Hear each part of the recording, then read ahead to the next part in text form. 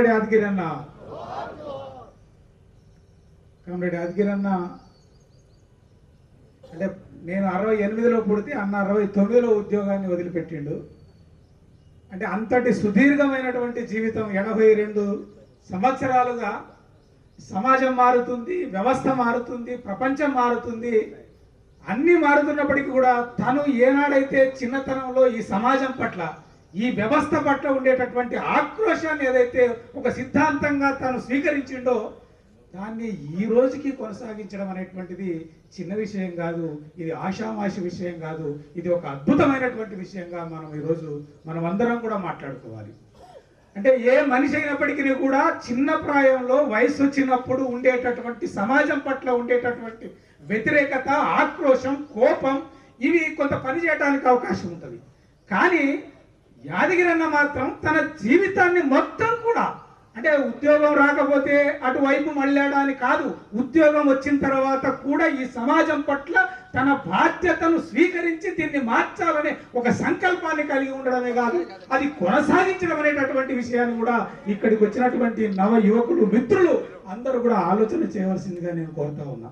ఆయన ఒక్కడే మాత్రం కాదు, ఆయన కూతుళ్లకు పెళ్లిళ్ళు చేయడం, కొడుకుకు సంబంధించిన విషయం కావచ్చు, అందరినీ కూడా ఈ పదబంధంలో ఏదైతే వర్గ సమాజం కోసం ఈ వర్గాన్ని తీసేసి మరొక మన వర్గాన్ని తీసుకురావాలని ఒక కాంక్ష ఏదైతే ఉందో దానికి అనుగుణంగా జీవించడం అనేటటువంటిది మనకి ఇప్పుడు ఏమనిపిస్తుందంటే అన్నోళ్ళు ఉన్నారు చేసింది వెనకడికి, అది ఆషామాషి కాదు, అసలు సామాన్యమైన విషయం కాదు, అది అసామాన్యమైన విషయం.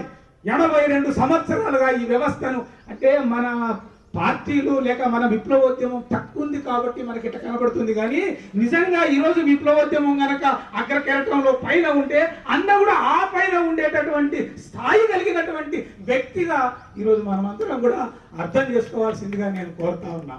చాలా మందికి విప్లవోద్యమం వెనక తట్టు ఉండేటటువంటి పరిస్థితుల్లో ఈ మరణాన్ని సహజంగా భావిస్తున్నారు.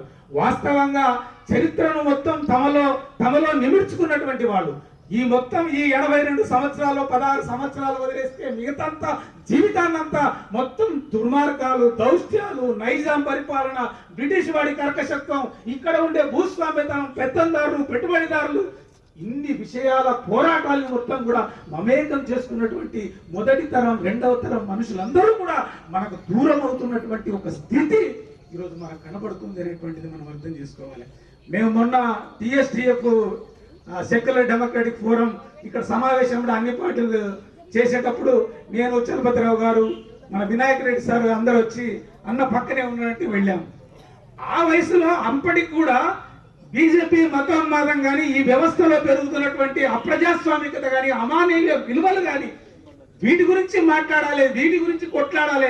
మీరు చేస్తున్నటువంటి ఒక ప్రయత్నం ఈనాడు ఉండేటటువంటి నియంతృత్వానికి వ్యతిరేకంగా, దేశవ్యాప్తంగా మతోన్మాదానికి వ్యతిరేకంగా మీరు ఏదైతే ఒక ప్రయత్నం చేస్తున్నారో అది తప్పకుండా కొనసాగాలనేటువంటి మాట అప్పుడు కూడా తను మాట్లాడిండు. అంటే తన యొక్క విషయాన్ని మనం అందరం కూడా ఇది అందరూ ముఖ్యంగా యువత అనేటటువంటి వాళ్ళు ఈరోజు సమాజం కోసం మొత్తం గతంలో లాగా ప్రపంచీకరణ వచ్చిన తర్వాత అందరూ పని చేస్తున్నారా, చేయట్లేదా కాదు, మనం బాధ్యతగా ఏ మేరకైతే చేయగలమో ఆ మేరకు చేసేటట్టుగా మన యాదగిరి అన్న మనకు ఆదర్శంగా నిలబడాలని. ఎంత సౌమ్యుడు అంటే అసలు అంత వయసులో కూడా తాను బండి కావాలని, వెహికల్ కావాలని, లేకపోతే ఇంకేదో కావాలని కోరుకునే మనిషి కాదు. నేను టీవీకి అన్న కలిసి ఒకే దగ్గర ఉండేటప్పుడు చాలా సార్లుగా అన్న మా దగ్గరకు వచ్చేటువంటి వాడు. అంత వయసులో అంత రిస్క్ తీసుకొని కూడా ఏమాత్రం కూడా ఇది లేకుండా తను ఎందుకు చేశాడు అంటే కేవలం విప్లవోద్యమం కోసం, కేవలం ప్రజల్ని ప్రేమించడం కోసం, కేవలం ఈ సమాజంలో ఉండేటువంటి దౌష్ట్యత్వాన్ని కాకుండా ఒక సమానత్వ భావాన్ని తీసుకొచ్చే ఒక నూతన ప్రజాస్వామిక విప్లవం కోసం తన జీవితం అంతా కృషి చేసినటువంటి కామ్రేడ్ యాదగిరి అన్నకు విప్లవ జోహార్లు తెలియజేస్తూ వారి కుటుంబానికి సహానుభూతిని వ్యక్తం చేస్తూ నేను సెలవు